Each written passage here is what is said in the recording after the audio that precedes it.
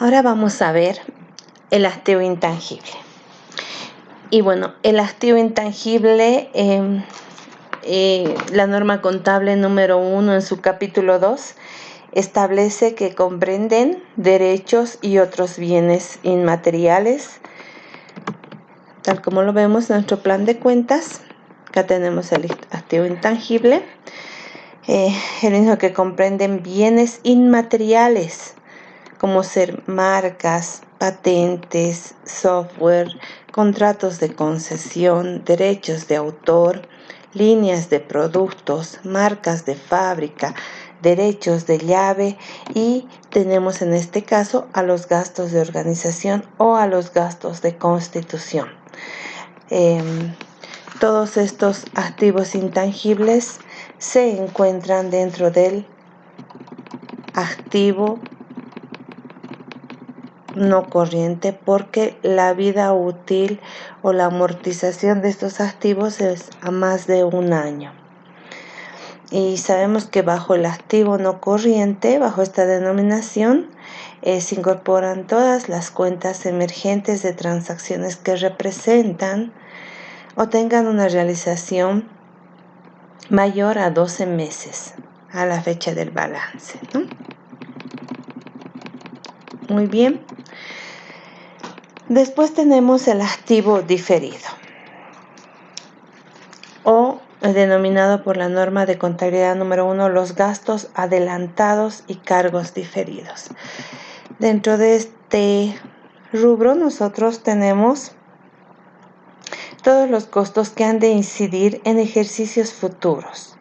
La distribución de estos costos a ejercicios futuros en sumas iguales es quizás, dice en la práctica, el método más común, aunque también suelen utilizarse procedimientos que se basan, por ejemplo, en la cantidad de unidades producidas o vendidas en un tiempo dado.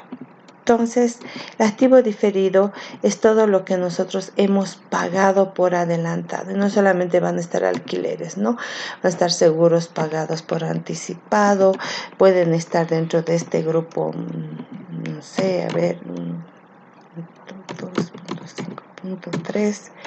Podemos tener dentro de este grupo a los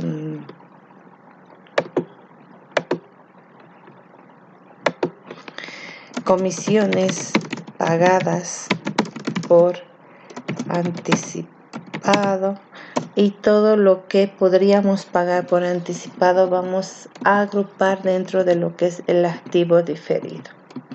Obviamente no son pagos que vamos a hacer durante más de un año. También puede haber activo diferido en el no corriente, donde se puede pagar en el corto plazo, ¿no? Acá tenemos activo diferido a corto plazo, que está el crédito fiscal IVA.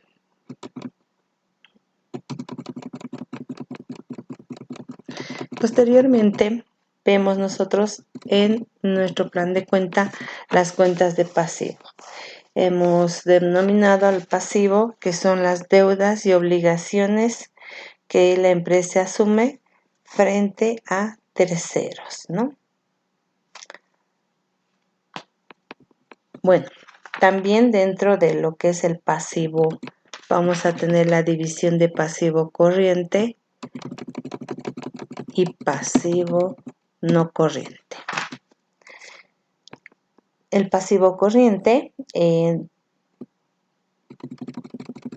dentro de esta definición del pasivo corriente, nosotros debemos incorporar todas aquellas cuentas emergentes de transacciones que representan o tienen una realización no mayor a los 12 meses siguientes a la fecha del balance.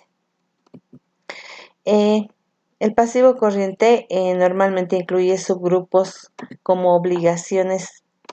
Tenemos obligaciones laborales, obligaciones tributarias, obligaciones comerciales, obligaciones financieras, otras obligaciones a corto plazo.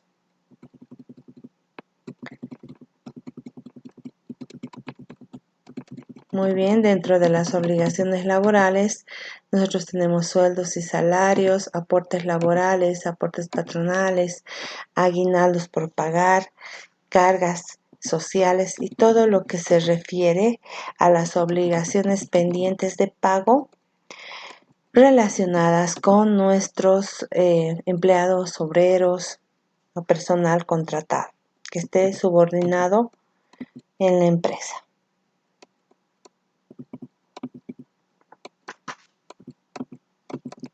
También tenemos dentro del subrubro obligaciones fiscales, todos los impuestos por pagar. Y aquí tenemos el débito fiscal IVA. El débito fiscal IVA, el impuesto a las transacciones, el impuesto a las utilidades por pagar, retenciones ITE por pagar, retenciones IVE por pagar, el ICE por pagar, municipales por pagar y IVA. También tenemos otras obligaciones comerciales, como ser proveedores, documentos por pagar, anticipo de clientes, anticipo a proveedores. En este caso es todas las obligaciones que nosotros tenemos que pagar, ¿ya? Y bueno, tenemos también el pasivo diferido. En este pasivo diferido tenemos todo lo percibido por adelantado. Todo lo percibido por adelantado. También tenemos el pasivo no corriente, donde también podemos tener los mismos subrubros, pero estos ya son obligaciones que se van a realizar mayor a un año plazo, ¿no?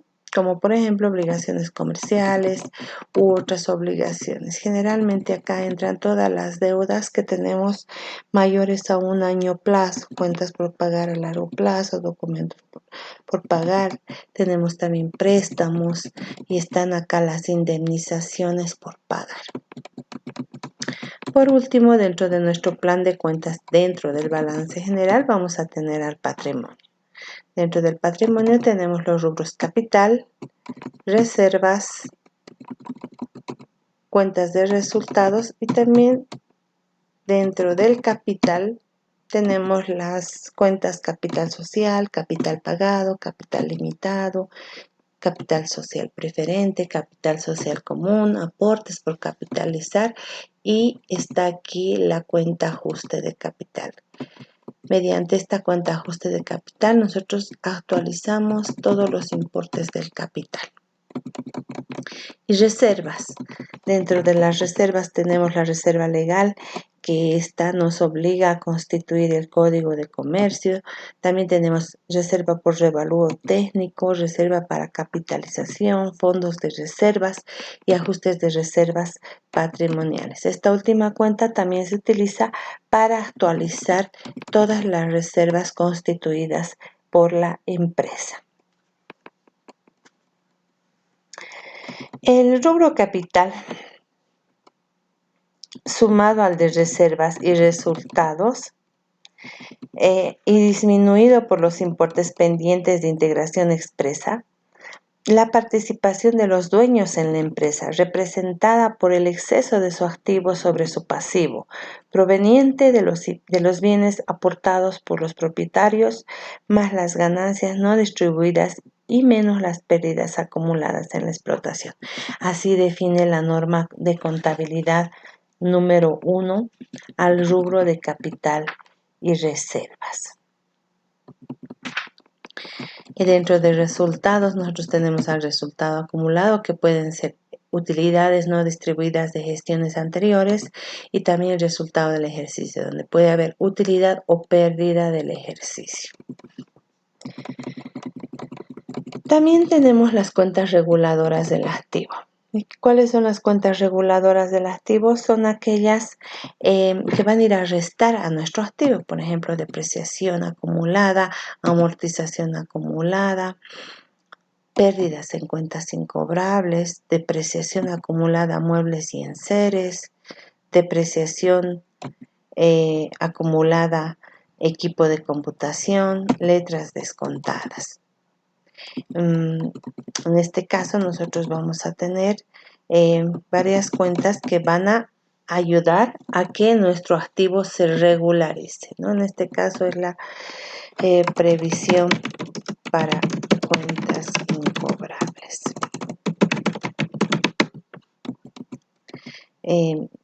Después vamos a tener cuentas de orden. Las cuentas de orden son aquellas que nos sirven para dar información al lector, pero que no tienen una incidencia en el balance general.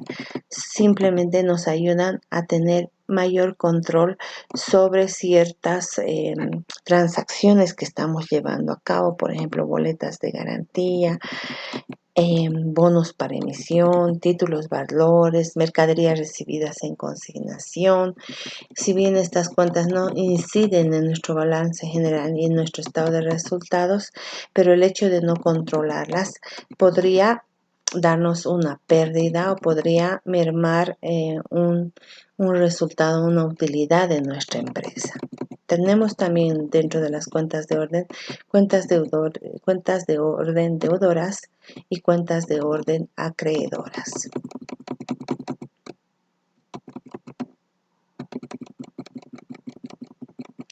Entramos a las cuentas de egresos o gastos.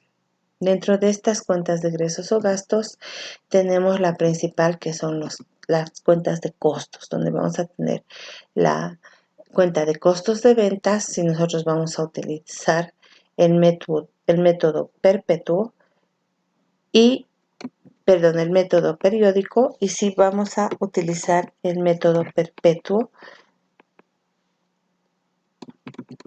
También tenemos los gastos operativos. Dentro de los gastos operativos hay divisiones como ser los gastos administrativos, tenemos los gastos de comercialización o los gastos de ventas, tenemos los gastos financieros, y dentro de cada uno de estos subrubros tenemos también todos los gastos que van a ir a ser registrados por debajo de los rubros. Por ejemplo, dentro de gastos de administración tenemos sueldos y salarios, aguinaldos, indemnizaciones, honorarios profesionales y todos aquellos gastos relacionados con la administración de la empresa. También tenemos acá los servicios básicos, combustible, gastos legales y notariales, amortizaciones, depreciaciones, seguros, mantenimiento de oficina, gastos navideños también tenemos acá. Y dentro de los gastos de comercialización nosotros tenemos todos aquellos gastos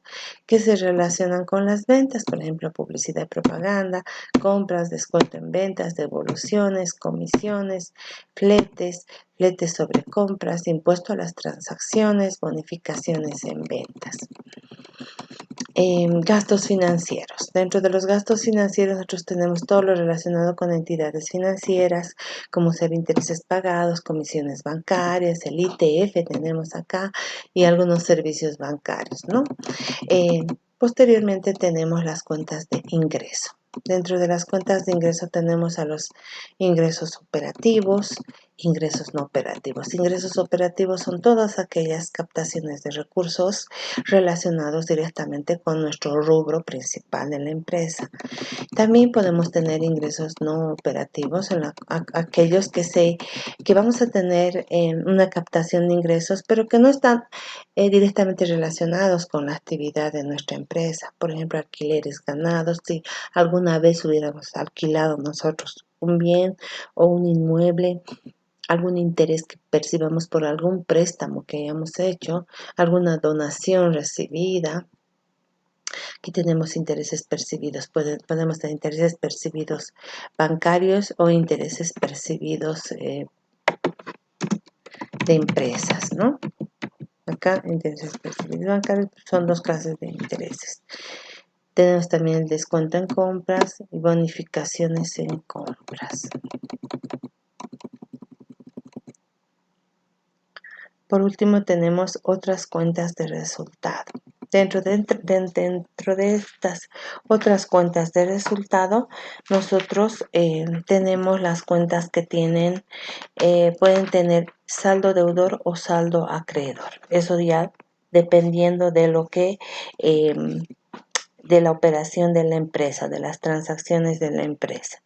En este caso, nosotros tenemos pérdidas y ganancias. Esta es una cuenta para cerrar.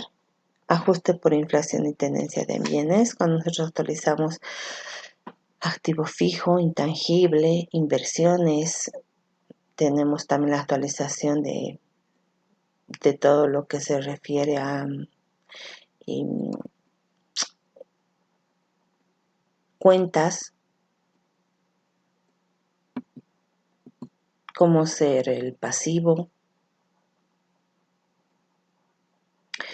que pueden estar expresadas en moneda extranjera y nosotros utilizamos la cuenta diferencias de cambio o mantenimiento de valor cuando nosotros actualizamos el crédito fiscal IVA.